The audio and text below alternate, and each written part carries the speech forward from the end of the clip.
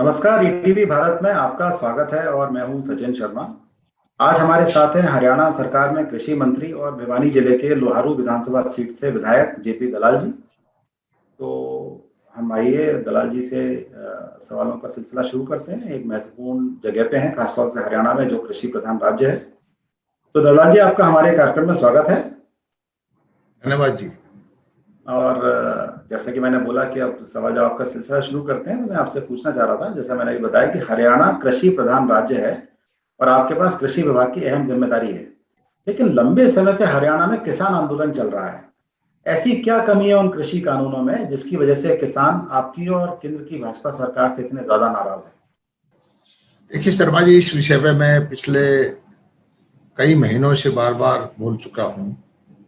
और हरियाणा के अंदर किसानों के हित में जो नीतियां हैं, मैं समझता हूँ कि पूरे देश में कोई प्रदेश हमारी नीतियों का मुकाबला नहीं कर सकता।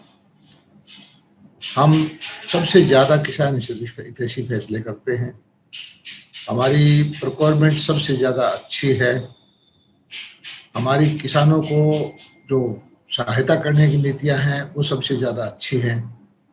और इस आंदोलन की शुरुआत जो हुई थी पंजाब से हुई थी। ये किसान के जत्थेबंदियां बहुत दिनों तक पंजाब में बैठी रही। किन परिस्थितियों में पंजाब से उठ करके ये हरियाणा होती हुई दिल्ली जा रही थी और हमारी धरती पर बैठ गई। और किसान शब्द एक ऐसा शब्द है जिससे, क्योंकि मैं भी किसान परिवार से हूँ, हरियाणा का ज़्यादातर जनसंख्या है वो किसानों से जुड़ी हुई है और स्वाभाविक रूप से किसानों से उनकी सहानुभूति है। तो उनकी सहायता के लिए बहुत सारे लोग, हमारे भाई भी बैठ गए। लेकिन इस आंदोलन का हरियाणा सरकार से कोई लेना देना नहीं था, हरियाणा के किसानों से भी लेना देना नहीं था।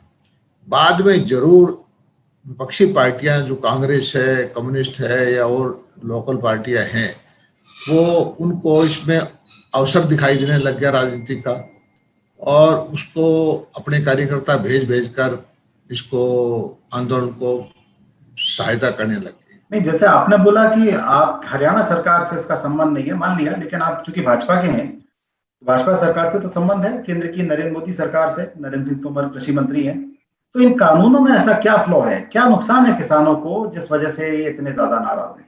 क्योंकि देर सवेर वो नाराजगी कहीं ना कहीं।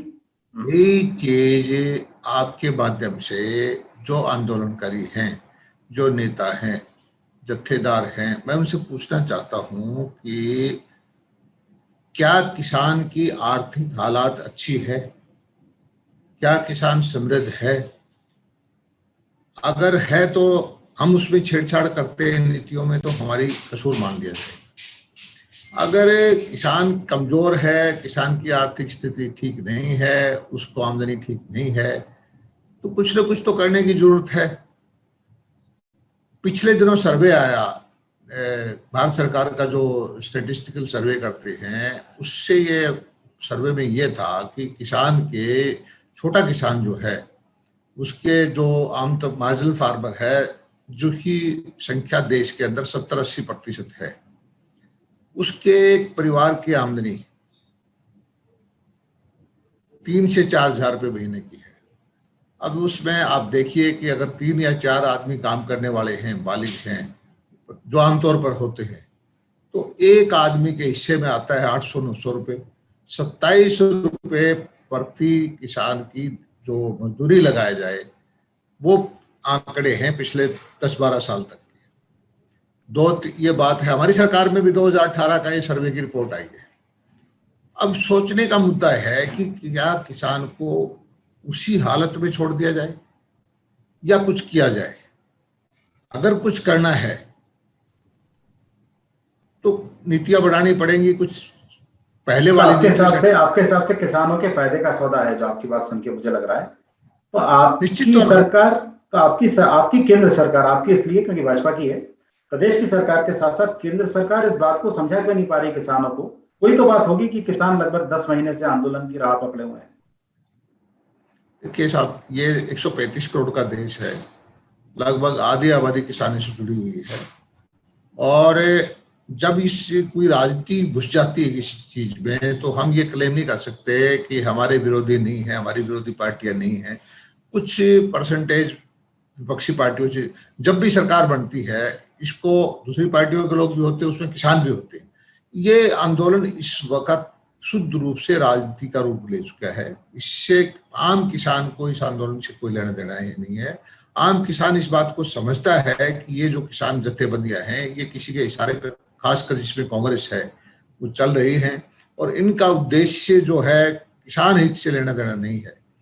अच्छा, ठीक है। मैं कृषि कृषि बिल से अपन अलग आ गए हैं, चूंकि राजनीति पे आ गए हैं, तो आप ये बताइए कि आपकी सरकार को आने वाले तमाम चुनावों में, विधानसभा का भी आएगा, लोकसभा के भी आएंगे, पंचायत के भी आएंगे, बहुत सारे चुनाव आते रहते हैं भारत में, तो किसानों की इस नाराजगी से क्या नुकसान हो सकता है? क्या आपको नहीं लगता, क्योंकि पिछली बार आप फुल मेजोरिटी में थे, इस बार कुछ सीट कम रह गई, आपकी जजपा का साथ लेना पड़ा, दंगली सरकार बनी है, तो क्या ऐसा तो नहीं होगा कि किसानों के चलते, देखिए सर, मैं पिछले बहुत सालों से राजनीति में हूँ।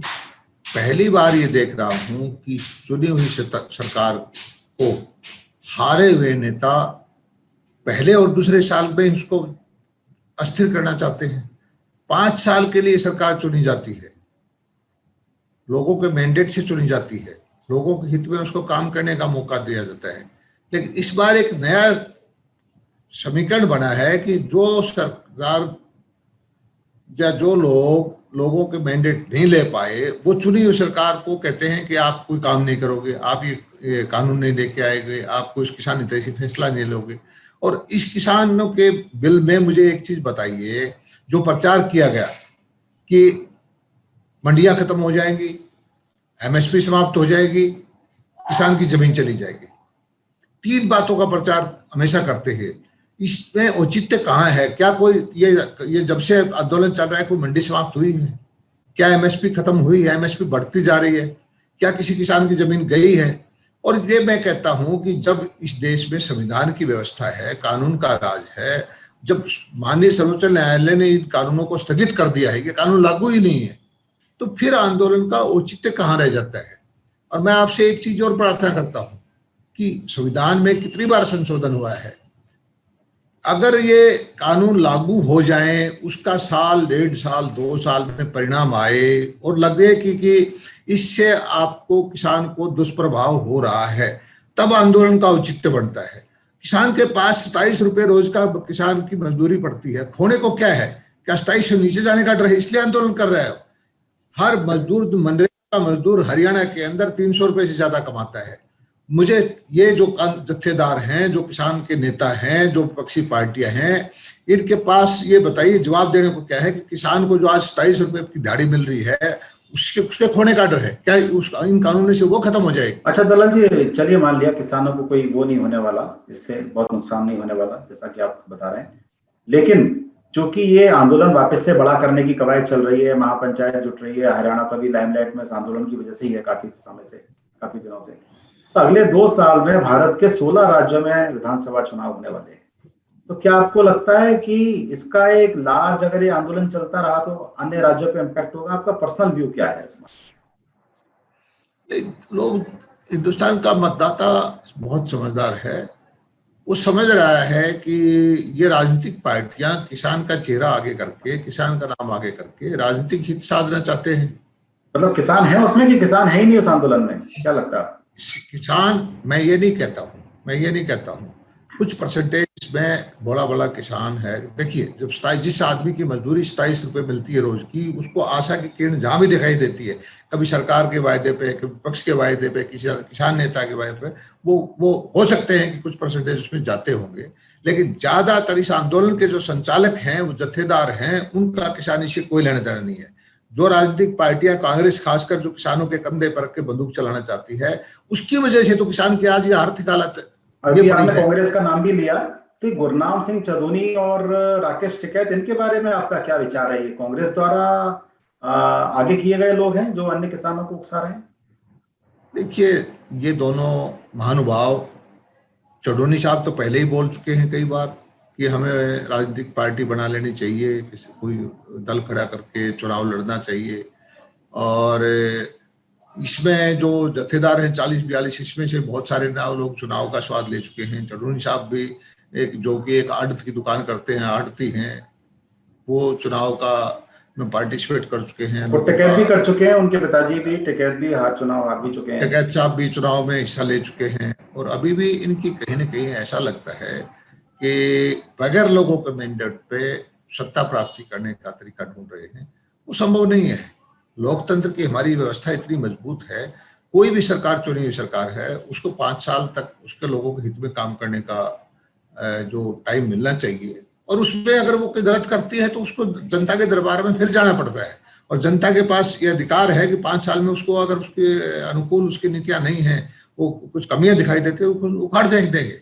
ये कौन सा तरीका है कि आप संविधान को भी ना मानो, आप सर्वोच्च न्यायालय को भी ना मानो, आप पार्लियामेंट को भी ना मानो, आप सड़क पर बैठ के आम आदमियों का जीवन जो है प्रभावित कर दो, आप चलता अच्छा खासा प्रदेश हरियाणा की जिसकी अर्थव्यवस्था को बंटाधार कर दो, आप टोल पे रास्ते जाम कर दो, जिस जब चाहे आप सारे हरियाणा को जाम कर दो। हमारे कारखाने थे बहादुरगढ़ के अंदर, चरम उद्योग था, वो सारा बर्बाद होने के कगार पर है। हमारे राई में, कुंडली में लाखों आदमी काम करते थे, वो परेशान हैं। हमारे छोटे छोटे किसान, कोई दूध का कारोबार करता था, कोई सब्जियां लेके दिल्ली जाता था, उनके रास्ते बंद कर रखे हैं, आपने सारे सड़कें जाम कर रखी हैं। ये पहली बार देख रहा हूं। और भोले भाले किसान को ये नहीं पता कि उसके हाथ में जो लाल झंडा पकड़ा रखा है, जो कम्युनिस्ट पार्टी, चाइना समर्थित पार्टी है, उस वो झंडा उसको समझ में नहीं आती, उसको पता लगेगा तो। अच्छा दलाल जी, ये बताइए कि जैसे जैसे किसानों को उकसा दिया गया और वो ये सब काम कर रहे हैं, और भाई भाजपा तो आज की डेट में महाबली पार्टी है, आपके राज्य से लेकर तमाम राज्यों में सरकार है, उसकी केंद्र में है। आप सब लोग किसानों को क्यों नहीं समझा रहे हो, या अगर आपने उनको शांत करने के लिए क्या किया है अभी तक आपने उनको समझा? देखिए, हम किसानों को समझा रहे हैं, धीरे धीरे इसका बहुत ज्यादा फर्क भी पड़ गया है।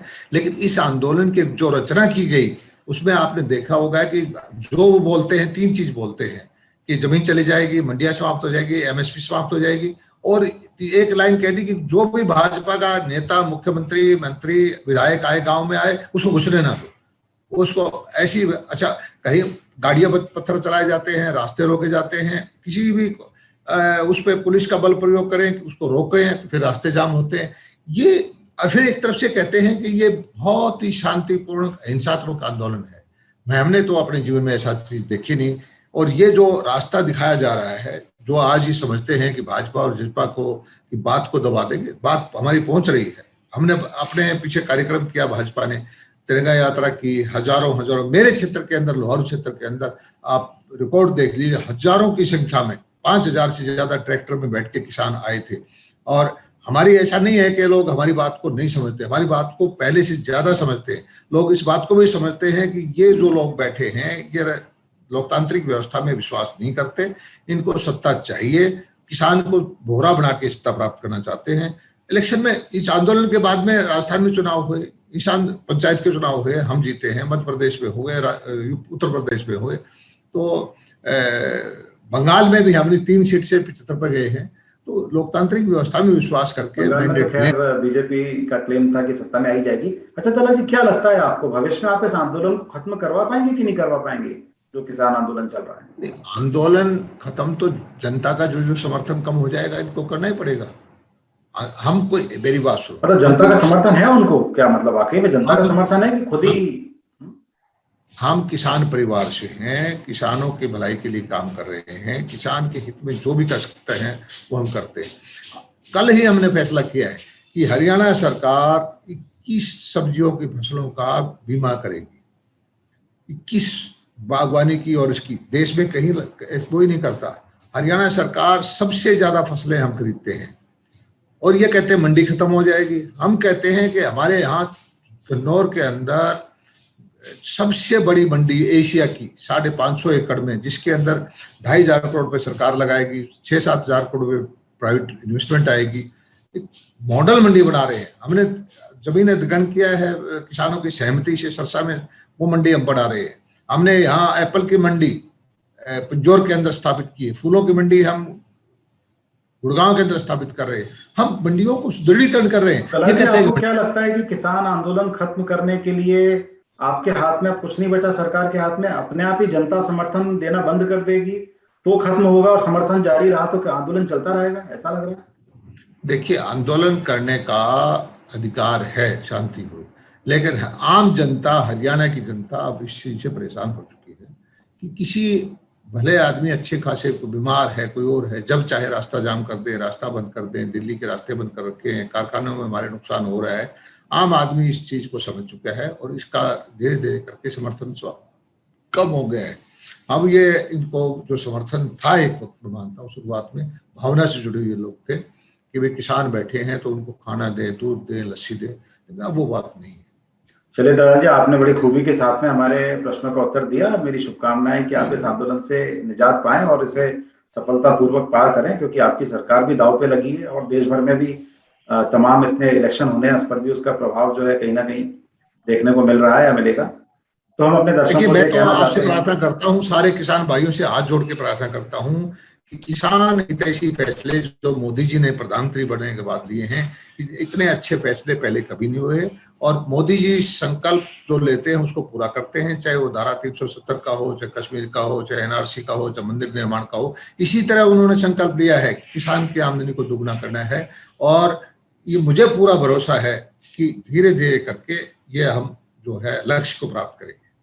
तो हमें आशा है कि हमारे दर्शक आपके इन प्रश्नों के जो जवाब आपने दिए उनको सुन के संतुष्ट हुए होंगे, और हम आगे भी देश के अलग अलग राज्यों के महत्वपूर्ण लोगों को इसी प्रकार से अपने दर्शकों से मिलवाते रहेंगे। और ईटीवी भारत से बात करने के लिए आपका बहुत बहुत धन्यवाद दलाल जी। जी धन्यवाद, थैंक यू, नमस्कार। आपने मौका दिया, धन्यवाद।